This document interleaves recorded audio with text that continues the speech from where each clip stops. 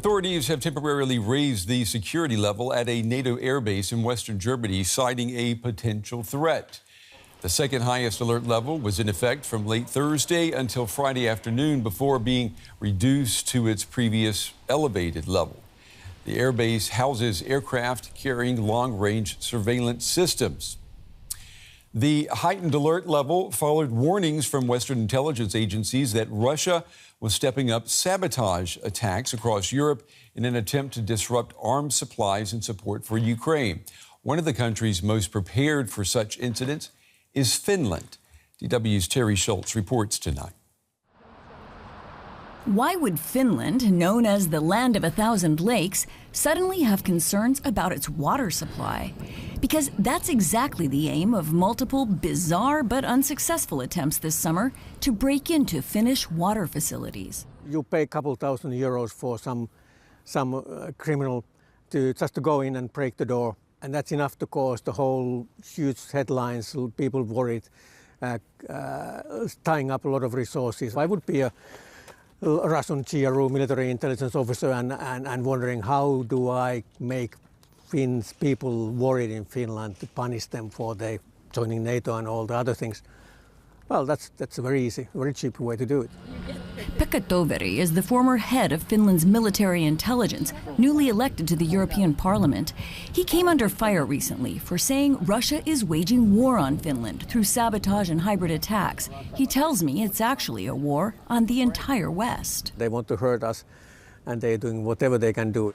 One of the most shocking plots uncovered recently was a reported Russian plan to assassinate the CEO of Rheinmetall, a major supplier of arms to Ukraine. In Poland and Lithuania, strong allies of Kyiv, a mall and an IKEA were destroyed by fire. Polish authorities have made arrests linking the incidents and implicating Moscow.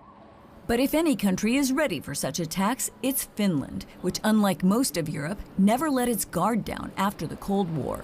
Protection of critical infrastructure, including water facilities, has remained paramount even during peacetime. We have been quite well prepared already before these 2.5 years happenings in Ukraine. But of course, this type of activities, what we have had now during last months, of course, we have to re-evaluate if we have something to do more. Finland is also prepared to protect its people. Underground shelters, which can withstand conventional or even nuclear war, can fit almost 90% of the entire population of Finland. In Germany, it's just over 1/2%. In addition, Finnish citizens are periodically trained to take on specific crisis operation tasks in case of emergency. These are all reasons European Commission President Ursula von der Leyen made former Finnish President Sauli Niinistö a special advisor, who'll write a report on the EU's civilian defense and preparedness. We have a lot to learn from Finland. Niinistö explains that while structures are important, much of Finland's readiness is a mindset that comes with the territory, that 1,300-kilometer border with Russia. But he says all of Europe needs to wake up to these threats. It's no use of frightening anybody. But we have all the reasons to remind that, peace and security, they are value number one. I would like people to understand more that maybe in the future it seems that we have to put resources more on security.